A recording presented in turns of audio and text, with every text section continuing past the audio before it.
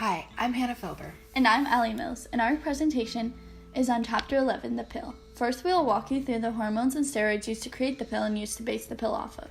First off, let's discuss the structure of all steroids. The structure of steroids includes 4 rings, known as the A, B, C, and D rings. 3 of the rings have 6 carbon atoms. The remaining 1 ring, known as the D ring, has 5 carbon atoms. All sex hormones are steroids. This means male hormones, which are androgens, and female hormones, which are estrogens, all have the same basic structure. However, small changes to this simple structure can drastically change the hormones. Now let's take a closer look at the sex hormones and the differences between them. The 3 most prominent male hormones are aldosterone, testosterone, and artificial testosterone. Aldosterone was the first isolation of a male hormone and is a less potent oxidized version of testosterone found in urine. Testosterone is the main male sex hormone and is the anabolic steroid, meaning it promotes muscle growth. The only difference between testosterone and aldosterone is that aldosterone has a double-bonded oxygen atom instead of testosterone's OH. More male sex hormones are artificial testosterone, such as dianabol and stanozolol. These hormones stimulate muscle growth. However, because of this, it is abused by athletes to become stronger. This abuse leads to negative effects on the body, such as heart disease, liver cancer, aggression, acne, sterility, and shriveled testicles. Now we are going to look at female hormones. Estrogen is the first isolated female sex hormone. It is very similar to the hormone estradiol, differing only in that it is a metabolized version of estradiol, having a double-bonded oxygen instead of estradiol's OH. This small difference creates 2 completely different hormones. Finally, progesterone is the main pregnancy hormone. This hormone stops ovulation by signaling the lining of the uterus to prepare to implant the egg. This is the hormone that birth control is based off of because it is a contraception, meaning it is used to stop pregnancy. However, since progesterone is only found in small quantities in the body, synthetic versions needed to be created in order for birth control to be effective. Another issue was that it had to be injected and could not be taken orally. Despite the different functions of the male and female steroids, chemically they only have slight variations in structure. The only difference between estradiol and testosterone is that testosterone has a double-bonded oxygen and an extra H3C, while estradiol has an OH instead of double-bonded oxygen and more carbon bonds. Testosterone and progesterone also have a similar structure, the only difference being that progesterone has a CH3CO and testosterone has an OH. The structure of progesterone is more similar to testosterone, aldosterone, and other male sex hormones than estrogens, female sex hormones. Yet even though the structures are similar, their functions are completely different. Now we will discuss the chemistry discovered and built upon these hormones to create what we know today as the pill. The creation of the pill was the result of a bunch of different chemists' work. Chemists had no idea that their findings would produce what is eventually known as the pill. An American chemist named Russell Marker started by looking for an affordable way to create a steroid named cortisone. Although Marker never finished his doctorates, his talents secured him a spot at Rockefeller Institute in Manhattan. He wanted to find large quantities of steroids to allow chemists to experiment with changing the structure of the steroid side groups. He knew it was found in large amounts in many plants, but it was not in his department at Rockefeller Institute, so he left and started a fellowship at Pennsylvania State College. He began with the psilocybin vine, with compounds known as saponins. The psilocybin in this plant consists of 3 sugar units attached to a steroid system. Removing the 3 sugar units was easy, but the molecule of saponin still had a side group that needed to be removed, and there was no known way of doing that. So Marker developed a system known as the Marker degradation, which was the removal of the saponin side group from the steroid system. It is still used today in the synthetic hormone industry. After perfecting the degradation, he began to look for plants that had more material than the psilocybin. He eventually found the Discarora, or the wild yam.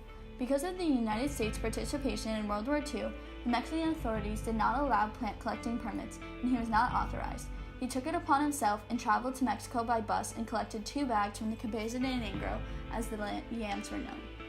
Marker decided to enter the hormone production business by himself and to find steroidal hormones at a reasonable cost in the Mexican yam, and created the pharmaceutical company called Syntex, although he eventually left that as well. As he continued to produce steroids, he found a species of the yam more rich in the steroid-containing molecule. As a result of this, the cost of progesterone began to decrease, and the yam became a commercial crop in Mexico. The profit motive and drive by other chemists to patent his process led Marker to leave chemistry, but he produced chemical reactions that made the pill possible. Carl Djerassi also contributed to the study of the pill. At Syntyx facilities, Djerassi's goal was to make progesterone into cortisone, an anti-inflammatory hormone that is used to treat arthritis. The main problem was that cortisone was not abundant enough when found in animal tissue. However, the creation of synthetic cortisone was expensive and required 32 steps. The first step of overcoming this was to use marker degradation and use plants as a cheaper source. Then, to fix the issue of attaching certain elements, Djerassi used the mold Rhizopus nigricans, which attached double-bonded oxygen to Ca number 11 on the carbon. This not only created cortisone, but made the production into 8 steps. After this, Djerassi created synthetic versions of estrone and estradiol from diosgenin, causing Syntyx to be a major hormone and steroid supplier. His new goal was to create a form of progesterone that could be taken orally. At this time, the goal of progesterone was not to be used as birth control, but instead it was used to help and increase pregnancy and stop irregular menstrual cycles along with preventing miscarriages. Scientists believed that by stopping ovulation for a short period of time, fertility would increase afterwards, making it easier to become pregnant. He ended up creating norethindrone, which was not only taken orally but also 8 times more powerful than progesterone. The only difference between the two hormones was that norethindrone had no CH3 group. Due to his accomplishments and discoveries, Carl Djerassi became known as the father of the pill.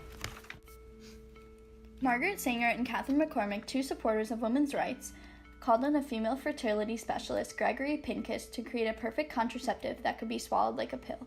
Both Pincus and John Rock, another American chemist, found that progesterone did stop ovulation. However, they both wanted to find a way to take it orally. They called in pharmaceutical companies for a synthetic version of progesterone and found 2, norethindrol and norethindrone. They differ only at one place, the position of the double bond. In the body, stomach acids flip the position of the double bond in norethindrol to create its isomer, norethindrone.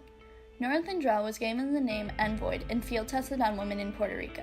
Puerto Rico was the ideal place because, although mostly Christian, in 1937 the law was amended to allow the legal distribution of birth control, while laws in Massachusetts made birth control difficult to obtain. The failure rate in these trials was around 1%. Envoid was a success. However, to establish it in America, chemists had to say that the goal of birth control was not to be contraceptive but was for menstrual irregularities. It was first approved by the FDA in 1957 for this purpose. It was formally established as a contraceptive in May 1960. By 1965, over 4 million Americans were on the pill, and by 1985, 80 million women worldwide were using the pill. The pill played a large role in modern society. It led to the sexual revolution, the women's liberation movement, the rise of feminism, the increased percentage of women in the workplace, and the breakdown of the family. The woman's ability to control her own fertility led to a sexual revolution. Women have had more education and have gone into the workforce at higher numbers in countries where the pill has been made available. Additionally, birth rates have dropped and dangerous self-contraceptive methods have stopped. The pill also signaled a new awareness about women and fertility and gave women more of a voice to speak out about subjects such as family violence, breast cancer, and incest. Women are now empowered to do things such as govern countries, fly jets, perform heart surgeries, lead countries, and sail the world, all fields that have been previously considered as only male fields. Now that women have a choice about raising families, their role in society has been changed forever.